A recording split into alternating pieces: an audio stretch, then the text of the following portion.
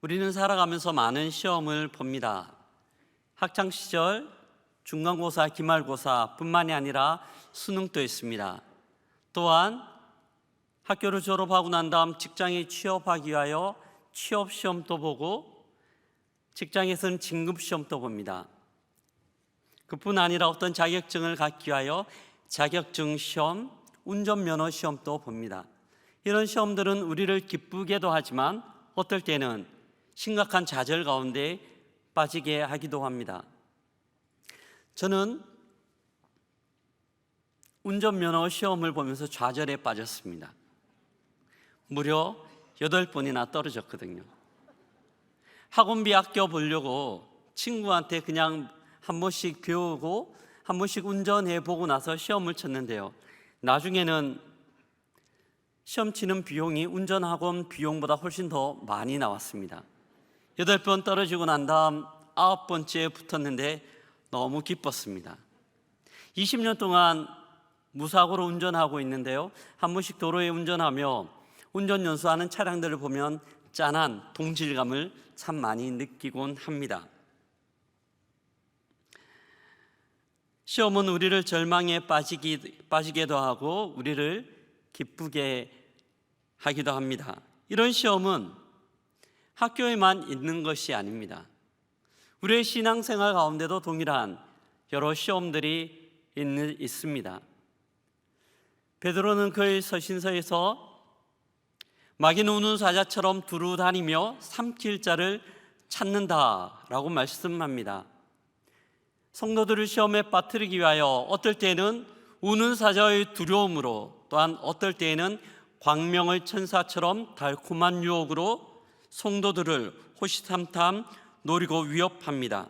우리의 약점을 집요하게 파고들어 두려움을 주고 또한 우리를 유혹하고 결국에는 경계심을 제거하여 시험에 빠뜨리는 것이죠.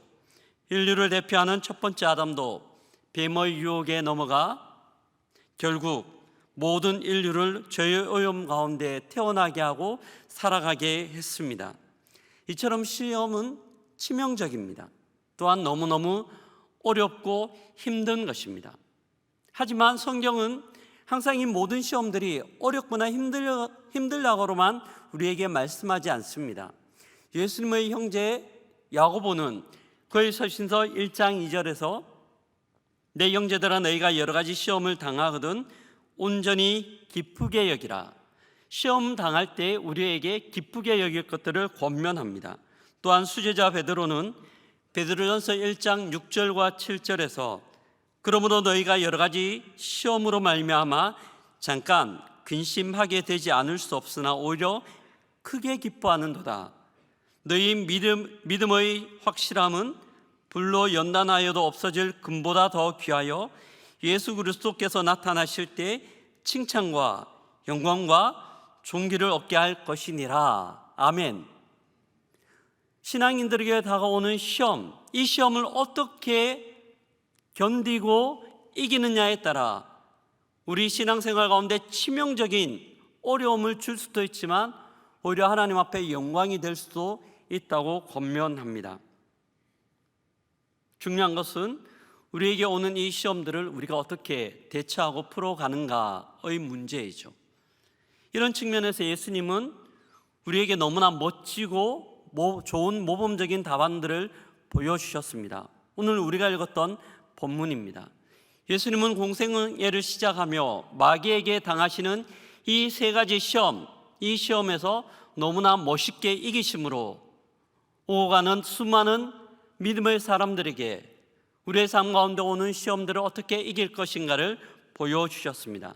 저는 오늘 본문 말씀을 통하여 예수님께서 보여주신 승리의 비결들을 함께 나누고 우리의 삶 가운데 오는 시련과 어려움들, 시험들을 승리할 수 있는 비결을 배워갈 수 있는 시간 되기를 주의 이름으로 기도합니다. 아멘. 예수님이 당하신 첫 번째 시험입니다. 첫 번째 시험은 삶의 모습에 대한 오해에서 오는 시험입니다. 마귀는 40일 동안 금식하신 예수님께 찾아와서 돌을 변하여 떡으로 만들어 먹을 것들을 촉구합니다. 우리나라 속담에 3일을 굶으면 담을 넘지 않을 군자가 없다라는 말이 있습니다. 배고픔들이 너무 심각한 어려운 문제라는 거죠. 저도 예전에 한 일주일 정도를 금식한 적이 있습니다. 어느 정도 초반부에는 견뎠는데요, 마지막 2, 3일 정도 남겨두고서는 금식 끝나고 나서 먹을 것들을 생각하며 그 상상으로 남은 시간들을 견뎠습니다. 금식이 그만큼 쉽지 않다는 거예요. 일주일의 금식도 이렇게 힘들진데 40일 금식하신 예수님 얼마나 힘드셨을까요? 육체의 모습을 입고 있었기 때문에 동일하게 고통과 배고픔들을 경험한 예수님이었습니다. 그 예수님께 마귀가 시험하는 것이죠. 먹을 것들이 절대적으로 필요한 예수님께 배고픔의 문제는 가장 현실적이면서도 원초적인 문제였습니다. 마귀는 예수님의 약한 부분을 비집고 들어와 집요하게 공격합니다. 돌을 떡으로 만들어 먹으라. 굶주림은 삶의 중요한 현실이며 우리가 당면한 현실의 어려움을 상징합니다. 우리는 살아가면서 돈이 없어 고민하고 몸이 아픈 것 때문에 어려워하며 불안한 나의 미래 때문에 힘들어합니다. 우리의 가장 원초적이며 현실적인 어려움 아닌가요? 예수님도 이런 우리의 어려움들을 아셨기 때문에 일용할 양식을 위하여 기도하라고 친히 가르쳐 주셨습니다. 그런데 이런 마지노선이 무너진 것이죠. 그리고 마귀는 우리에게 찾아와서 또한 예수님께 말씀합니다. 내가 만약 하나님의 아들이라면, 역으로 이야기하면 너는 하나님의 아들이지. 그렇다면 하나님께서 너의 그 문제들을 해결해 주셔야 되는 것 아닌가? 하나님의 아버지라면 친히 너의 자리 가운데 찾아오셔서 너를 돕고 일으키시며 그 문제들 하나하나 다 풀어주셔야 되는 것 아닌가? 라는 의구심들을 우리에게 던집니다. 시험하는 자는 구체적인 현실들 앞에서 해결해 주지 않고 던져놓는 하나님께 실망하고 그 결속력들을 깨트리는 것이죠. 이런 시험에 빠지면 우리의 속에 원망이 생깁니다. 하나님, 왜 이런 문제들을 나에게 주시는 걸까요? 왜 나만 이렇게 힘든 걸까요? 하나님 나를 사랑하는 것 맞습니까? 아니, 하나님 계신 것 맞습니까? 이런 의구심과 불안함들이 우리 속에 솟아납니다. 얼마 전에 플룻 연주자인 송솔나무 선교사님의 간증을 들은 적이 있습니다. 우리가 너무나 잘 아는 허준 그리고 이산, 동이 드라마의 주제곡들을 연주한 아주 탁월한 플룻 연주자예요. 어렸을 때 참 부자였다고 이야기합니다. 아버지께서 유명한 출판사를 운영하셨거든요. 그런데 어느 날 아버지의 사업이 힘들어지기 시작했습니다. 도피성으로 어쩔 수 없이 엄마와 또한 누나와 함께 미국으로 떠납니다. 미국에서 참 힘겨운 생활을 하고 있던 중 아버지의 사업이 완전 망했어요. 아버지는 도망자가 되어 연락도 되지 않는 상황 가운데 엄마와 누나와 함께 그렇게 어렵게 살아가던 중 우여곡절 끝에 줄리아드 음대 프리스쿨에 플룻 연주로 합격했습니다.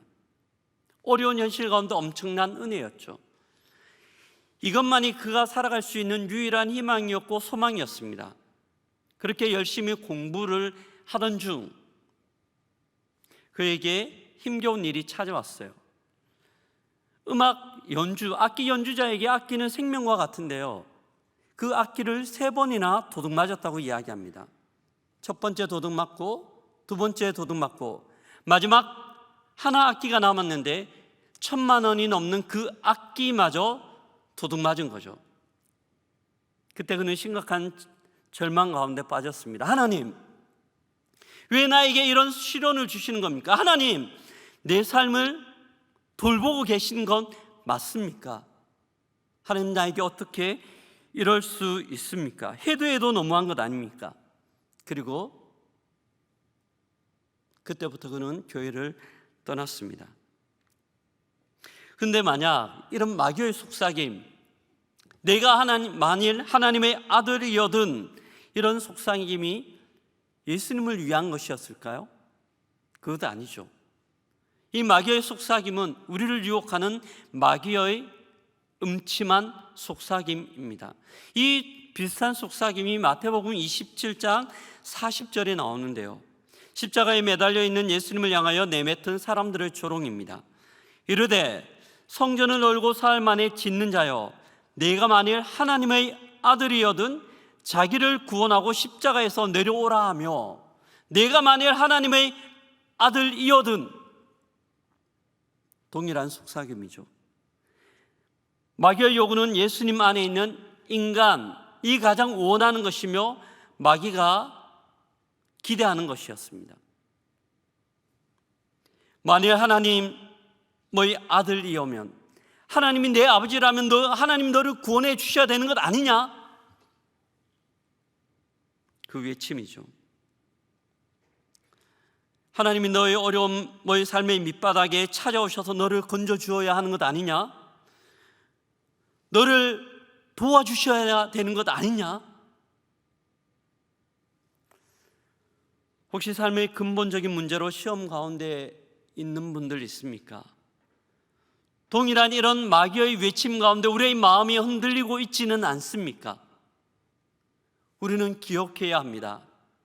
사도 바울은 로마서 8장 35절과 37절에서 우리에게 이렇게 말씀하고 있습니다. 함께 읽도록 하겠습니다.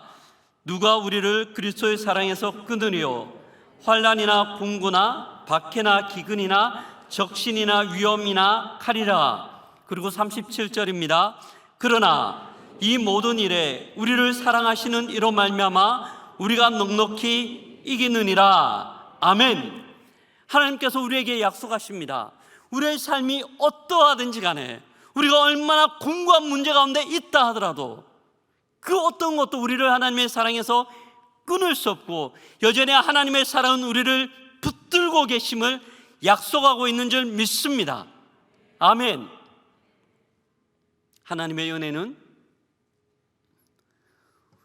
어려움 가운데 우리를 구원해 주시고, 우리의 간구 가운데 응답하셔서 그 문제들을 해결해 주는 것, 분명히 하나님의 은혜에 맞습니다. 하지만 또 다른 은혜는 여전히 바뀌지 않는 현실 가운데서도 하나님이 우리와 함께 하시며 우리를 붙들고 계시다는 것들을 확신하고 그 하나님을 발견하는 것인 줄 믿습니다. 시편 23편에 나오는 고백처럼 사망의 음침한 골짜기 가운데서도 주께서 지팡이가 되시고, 원수가 바로 앞에 있는 상황 가운데서도 우리에게 상을 차려주시는 하나님을 발견하는 것이죠. 그 하나님을 신뢰하는 겁니다. 그럴 때 성도는 고백합니다. 사람이 떡으로만 사는 것이 아니요, 하나님의 입으로 나오는 모든 말씀, 그 하나님의 은혜, 하나님을 향한 믿음으로 말미암아 살리라. 아멘. 이것이 우리의 고백되기를 주의 이름으로 기도합니다. 아멘. 두 번째 시험입니다. 두 번째 시험은 삶의 이유에 대한 오해에서 오는 시험입니다. 마귀는 예수님을 높은 성전으로 데리고 갑니다. 그리고 뛰어내리라고 재촉합니다. 이 마귀의 시험은 하나님의 말씀까지 동원해서 시험을 해요. 시편 91편 11절과 12절에 나오는 말씀인데요, 하나님의 백성은 천사들이 발이 돌에 부딪히지 않도록 지켜주신다. 이 말씀을 인용하여서 뛰어내리면 하나님께서 분명히 너를 구해 주실 거야, 이렇게 유혹하는 겁니다. 하나님의 권능, 하나님께서 역사하심에 대하여 확신하며 뛰어내릴 것들을 요청합니다. 이 마귀의 시험은 하나님의 권능을 증명할 수 있는 아주 좋은 기회입니다. 그래? 근데 내가 한번 뛰어내리지. 하나님 정말 그런 권능과 능력이 있어. 내가 뛰어내리기만 하면 하나님께서 찾아오셔서 천사들을 통하여 나를 보호해 주실 거야. 야, 잘 봐. 하나님이 얼마나 권능이 있는지, 능력이 있는지 똑똑히 봐 하면서 풀죠. 뛰어내릴 수 있습니다. 근데 하나님은 예수님은 마귀의 요청에 전혀 응답하지 않습니다. 왜 그랬을까요? 하나님의 능력을 증명할 수 있는, 하나님의 힘을 증명할 수 있는 이 상황 가운데 왜 예수님은 묵묵부답이셨을까요? 마귀의 말에는 하나님의 능력만 나타날 뿐입니다. 능력에만 집중하고 있습니다. 이렇게 하나님의 능력에만 집중할 때 우리는 시험에 빠집니다. 그 능력을 집중하고 신뢰하지만 어떨 때에는 그 능력이 우리의 삶 가운데 나타나지 않을 때가 있기 때문입니다. 필립 얀시가 지은 책 제목 중 하나님, 당신께 실망했습니다. 실망하는 거죠. 왜 실망할까요? 왜 실망할까요? 실망이란 단어는 항상 기대라는 단어와 짝을 이루면 나타납니다. 기대하지 않는 사람에게는 실망이 없어요. 기대하기 때문에 그 기대한 대로 결과들이 나타나지 않을 때 우리는 실망합니다. 우리는 하나님께 실망할 때가 있어요. 우리가 하나님 이만큼 내가 했기 때문에 하나님 나의 기도 들어주셔야 되죠. 하나님, 내가 열심히 기도했기 때문에, 내가 열심히 봉사했기 때문에, 내가 열심히 모든 것들을 했기 때문에 하나님 나의 기도가 응답하시고 나의 이 문제 주께서 해결해 주셔야 되죠. 그런 기대들을 우리가 가지고 있습니다. 마치 하나님은 능력의 자판기처럼 내가 어떤 인풋을 넣으면 하나님으로부터 아웃풋이 나와야 된다라는 은연중에 그런 기대들을 가지고 있는 것이죠. 또한 우리는 하나님의 영광이라는 이야기를 많이 합니다. 하나님, 우리 아이가 이번에 대학교 시험에 떡하니 합격해서 하나님께 영광 되게 해주십시오. 하나님, 이번 진급 시험에 합격해서 진급을 통해 하나님께 영광 올리게 해주십시오. 하나님, 나의 이 질병을 주께서 낫게 해주시다. 하나님께 영광 올리게 해 주십시오. 이런 기도가 필요합니다. 물론 그것이 하나님께 영광됩니다. 하지만 이런 기도들, 이런 바람들, 이런 하나님의 능력, 이 능력 가운데는 하나의 전제가 깔려 있어요. 그것은 인격적인 하나님과의 관계입니다. 하나님께서 우리를 부르신 이유는 하나님의 능력이 나타내기 위함보다 하나님과 먼저 교제하기 위함이죠. 하나님과의 인격적인 관계 가운데서, 그 관계 가운데서 하나님의 능력이 나타나는 겁니다.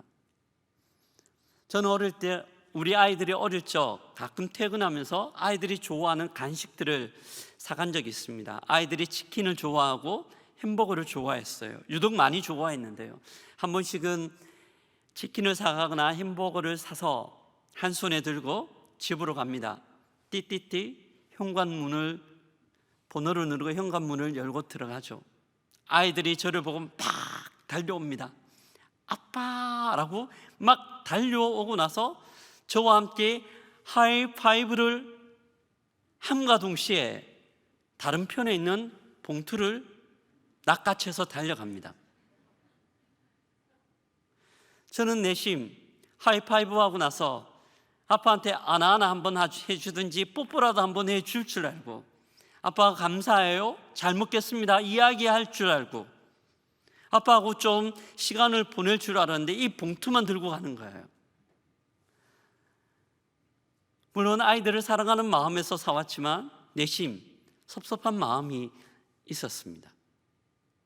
말씀을 준비하면서 생각해 봤습니다. 우리가 하나님의 능력에만 집중할 때 하나님은 어떤 마음이실까? 하나님의 손에 붙들려 있는 그 능력만 우리가 바라본다라면 하나님은 우리를 어떻게 보실까? 그 마음이죠. 고린도전서 1장 9절에서 말씀합니다. 너희를 불러 그의 아들 예수 그리스도 우리 주와 더불어 교제하게 하시는 하나님은 미쁘시도다 말씀합니다. 하나님이 우리를 부르신 이유는 하나님의 능력 이전에 하나님과 교제하게 하심인 줄 믿습니다. 그리고 그 하나님께서 우리에게 바라시는 것이요, 역대하 16장 9절인데요 같이 한번 읽어보도록 하겠습니다. 같이 읽습니다. 여호와의 눈은 온 땅을 두루 감찰하사 전심으로 자기에게 향하는 자들을 위하여 능력을 베푸시나니. 아멘. 다시 한 번만 더 읽어볼까요? 다시 한번 읽습니다. 여호와의 눈은 온 땅을 두루 감찰하사 전심으로 자기에게 향하는 자들을 위하여 능력을 베푸시나니. 아멘. 하나님은 온 땅을 두루 감찰하세요. 그리고 어떤 자들을 찾으십니까? 어떤 자들을 찾는다고 말씀합니까? 전심으로 하나님을 향하는 자, 하나님을 바라보는 자, 하나님을 향해 그의 시선이 고정된 자를 찾는다고 말씀합니다. 그리고 그런 자들을 향하여 능력 베푸시는 하나님인 줄 믿습니다. 능력 이전에 하나님과의 인격적인 교제가 먼저이고 하나님은 우리와 교제하기 위하여 우리를 부르셨습니다. 제가 지난주에 제천 기도동산에 다녀왔습니다.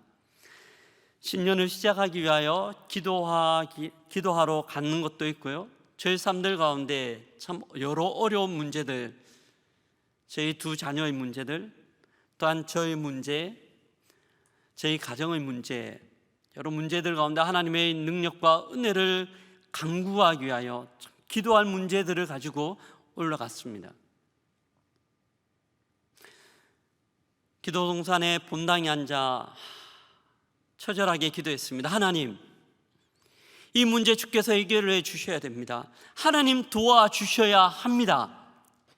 막 기도하는 중에, 너무 답답한 마음으로 기도하는 중에 주께서 저에게 말씀하시는 것 같았어요. 인기야, 내 주님 힘드냐? 너무 힘듭니다.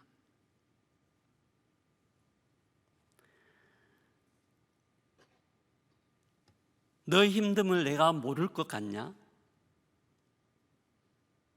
내가 힘들어하는 건 나도 다 알고 있다. 내가 너를 지명하여 불렀고 너는 내 것이다. 너의 삶을 내가 책임진다. 너의 삶, 그 능력 가운데 해결되지 않는다 하더라도 내가 너의 삶을 책임진다. 내가 너와 함께한다.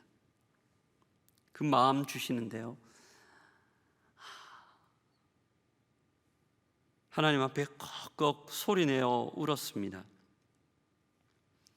저는 하나님의 능력을 기대했지만 하나님께서는 저를 기다리고 계셨습니다. 하나님과 교제하기를 원하는 하나님은 제가 하나님 앞에 나아가는 것들을 기대하고 계셨습니다. 우리에게 하나님은 어떤 분입니까? 하나님을 능력의 자판기처럼 오해하고 있지는 않습니까? 예수님은 이 마귀를 향하여 외치십니다. 주 너희 하나님을 시험하지 말라. 주 너희 하나님을 시험하지 말라. 우리가 인격적인 하나님을 만날 때 이 마귀의 시험은 말씀으로 물리칠 수 있는 줄 믿습니다. 아멘. 예수님이 당하신 세 번째 시험입니다. 삶의 목적에 대한 오해입니다. 삶의 목적에 대한 오해. 마귀의 마지막 시험은 예수님을 세상에서 가장 높은 산으로 데려가서 모든 영광들을 다 보여주십니다. 그리고 예수님께 이야기하죠. 이거 다, 이 모든 것들을 너에게 줄게. 나에게 딱 한 번만 절한다면, 나에게 딱 한 번만 절한다면 이 모든 것들을 다 너에게 줄게. 모든 것들을 다 가질 수 있는 너무 좋은, 정말 멋진 기회입니다. 마귀에게 절만 한 번 한다라면 마귀의 유혹이죠. 이 마귀의 유혹은 세상의 화려한 물질, 세계를 보면 그것을 갖고 싶고 또 마음껏 누리고 싶고 즐기고 싶은 우리의 욕망들을 부추기며 또한 계속해서 유혹합니다. 그 욕망은 곧 유혹으로 넘어가죠. 이런 유혹들이 우리의 삶의 도처에 놀려져 있습니다. 우리의 조금만 신앙 양심을 접으면 수많은 수익들이 생길 수 있고요. 또한 한 번만 눈을 질끈 감으면 얼마간의 소유가 생길 수 있습니다. 또한 신앙이란 것만 잠깐 접으면 많은 사람들이 즐겁게 누리는 그 기쁨들을 동일하게, 그 희락들을 동일하게 누릴 수 있다라고 유혹합니다. 마귀의 유혹이죠. 잠시 접어두기만 하면, 한 번만 접어두기만 하면. 요한은 이런 마귀의 유혹들을 너무나 잘 명확하게 규정하고 있는데요. 요한일서 2장 16절에 보면 이 세상에 있는 모든 것이 육신의 정욕과 안목의 정욕과 이생의 자랑이니, 육신의 정욕, 안목의 정욕, 이생의 자랑들로 마귀는 우리를 유혹합니다. 이 마귀가 가지고 있는 강력한 무기예요. 한 번만 나에게 절하면 이 모든 것들을 너에게 줄게. 육신의 정욕, 안목의 정욕, 이생의 자랑 다 줄게. 이런 것들에 대하여 유명한 영성신학자 리차드 포스터는 돈과 권력과 섹스, 성으로 표현합니다. 마귀의 손 가운데 있는 무기이죠. 딱 한 번만 눈을 감으면 그것이 나의 것이 된다라고 이야기합니다. 혹시 여러분 복요리를 좋아하십니까? 복요리, 아주 맛있는 보양식이죠.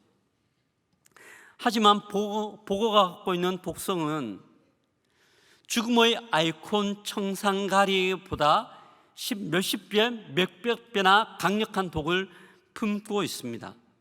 돈, 권력, 성이 우리의 일상이지만 마귀의 유혹에 넘어갈 때 이것은 우리의 신앙 가운데 치명상을 일으킵니다. 순식간에 절망 가운데 빠지죠. 불의한 재물이 되고요, 오만한 권력이 되고 불륜이 되는 것입니다. 이런 유혹들은 최초 아담에게 던져진 뱀의 유혹하고 흡사합니다. 아담이 그전에도 선악과 참 많이 봤을 거예요. 근데 어느 날 뱀이 와서 유혹을 합니다. 저거 한번 먹어봐. 먹는 날에는 하나님처럼 될 거야. 그때부터 선악과를 보는데요, 보암직도 하고 먹음직도 하고 탐스럽게, 지혜롭게 할 만큼 탐스러운 과일이 됐습니다. 그리고 유혹합니다. 야, 한 번만 해봐. 근데 이 한 번이 너무나 치명적이죠. 한 번이 두 번이 되고요, 두 번이 세 번이 되고, 그때부터 그것은 우리의 삶이 됩니다. 조금 지나면 어떻습니까? 절망적으로 우리의 신앙 가운데 심각한 어려움 가운데 빠지고요, 수많은 후회들, 죄책감에 시달립니다. 저의 이야기입니다. 제가 목사이고 하나님 말씀을 묵상하며 참 많이 경계하지만 한 번씩 그런 유혹들이 저를 엄습해 옵니다. 어떨 때는 그 유혹 가운데 빠지기도 합니다. 그러면서 제 스스로를 책망하죠. 죄책감에 시달립니다. 아이고, 목사가 되어서 내가 어렵습니다. 우리의 모습이에요. 그런데 그 반대도 있습니다. 항상 우리가 이런 유혹 가운데 빠지지만 않죠. 아담처럼 이런 사람만 있는 것 아니죠. 다니엘서를 보면요, 다니엘은 10대의 나이에 이역만리 바벨론의 포로로 잡혀갑니다. 10대의 나이에 왕의 진미, 먹으라고 주는 그 맛있는 음식들을 거부합니다. 장년이 되어서는요, 금신상에 절하기만 하면 그가 물을 수 있는 것들이 참 많았어요. 그런데 그 금신상에 절하지 않고 그의 세 친구들과 함께 풀무불에 던져지는 것들을 주저하지 않습니다.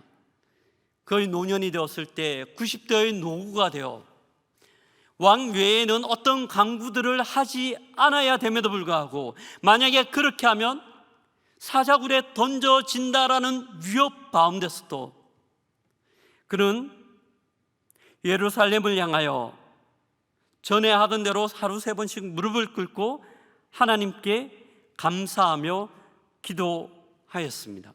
한 번만 눈 찔끔 감으면 모든 것들이 해결될 수 있는 상황이었습니다. 모든 것들을 누릴 수 있는 상황이었어요.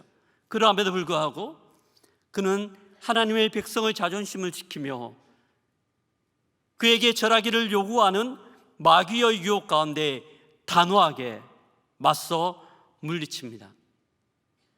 그리고 하나님은 이 다니엘과 세 친구들을 풀무불 가운데 보호해 주셨으며 다니엘을 사자의 입 가운데 건져 주신 줄 믿습니다. 아멘. 수많은 유혹 앞에서 우리는 얼마나 연약하며 연약하다 못해 나약한 존재입니다. 하지만 기억해야 합니다. 나는 나약하지만 나를 붙들고 계신 하나님은 절대 나약하지 않습니다. 나는 부족하지만 나와 함께 하시는 하나님은 강하고 능하신 용사인 줄 믿습니다. 그 하나님이 우리를 돕고 계십니다. 그 하나님이, 그 성령님이 날마다 우리를 위하여 친히 강구하시는 분이신 줄 믿습니다. 그래서 사도 바울이 로마서 8장 26절에 이렇게 우리에게 외치고 있습니다. 같이 읽습니다. 이와 같이 성령도 우리의 연약함을 도우시나니 우리는 마땅히 기도할 바를 알지 못하나 오직 성령이 말할 수 없는 탄식으로 우리를 위하여 친히 간구하시느니라. 아멘. 이와 같이 성령도 우리의 연약함을 도우시나니, 우리가 연약하다는 건 너무 잘 압니다. 하지만 그 성령이 우리를 도우시죠. 그리고 우리를 위하여 계속해서 간구하고 계십니다. 말씀을 마무리합니다. 앞에서 나왔던 플룻 연주자 송솔라무 씨 이야기의 뒷부분입니다. 악기를 3번이나 도둑맞고 하나님을 떠났어요. 10년이나 하나님을 떠났습니다. 그렇게 연주자로서 승승장구하고 있을 무렵 그의 친한 동료가 전도 집회 때 그를 초청했습니다. 어쩔 수 없이 마지못해 그를 따라가 전도 집회 자리에 앉아 있었습니다.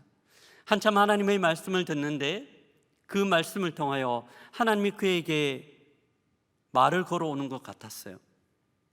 하나님께서 그에게 물었습니다.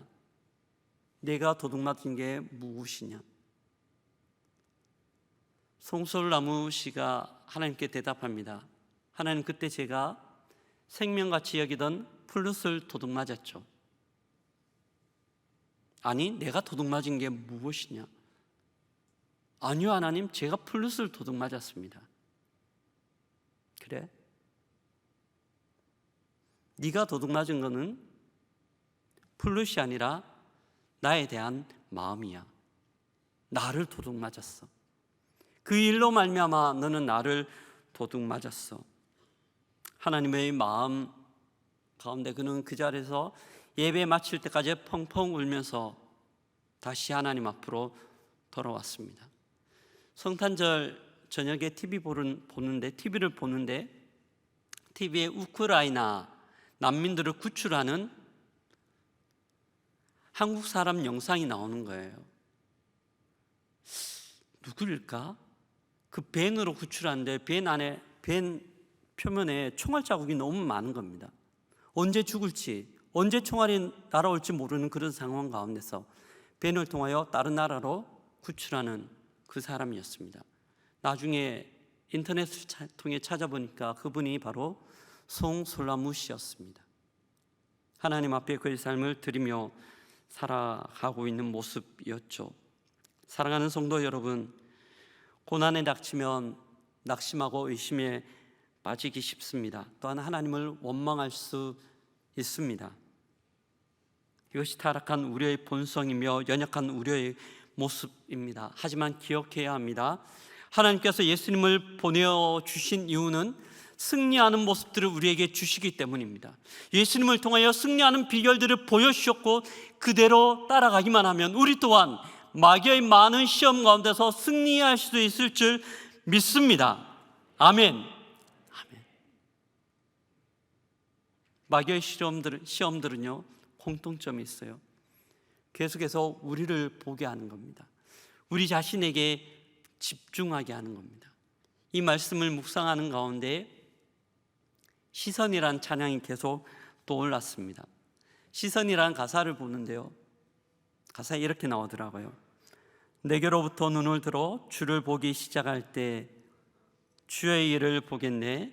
내 작은 마음 돌이키시사 하늘의 꿈꾸게 하네. 주님을 볼 때 모든 시선을 주님께 드리고 살아계신 하나님을 느낄 때 내 삶은 주의 역사가 되고 하나님이 일하기 시작하네. 2절입니다. 성령이 나를 변화시켜 모든 두려움 사라질 때 주의 일을 보겠네. 황폐한 땅 한가운데서 주님 마음 알게 되리. 주님을 볼 때 모든 시선을 주님께 드리고 전능하신 하나님을 느낄 때 세상은 주의 나라가 되고 하나님은 일하기 시작하네. 시험이 난무하는 우리의 일상입니다. 하지만 우리의 일상 가운데 우리의 시선들을 내게로부터 주님께 고정할 때 우리의 일상은 하나님 나라가 되는 줄 믿습니다. 수많은 시험과 유혹 가운데 믿음으로 주님을 바라봄으로 승리를 선포하며 하나님 나라의 일상을 누리는 우리 모두가 되기를 주의 이름으로 기도드립니다. 제가 한번 기도하겠습니다. 존귀하신 하나님, 은혜를 감사합니다. 말씀을 통하여 우리에게 깨닫게 하시고 일상 가운데 하나님 나라를 경험하는 마귀의 시험과 유혹을 이길 수 있는 비결들을 가르쳐 주신 것 감사합니다. 우리를 향하는 모든 시선들을 주님께 고정시키게 하시고 우리와 함께 하시며 힘주시며 능력 주시는 주님으로 말미암아 승리를 선포하는 우리 모두가 될 수 있도록 도와주옵소서. 예수님 이름으로 기도드립니다. 아멘.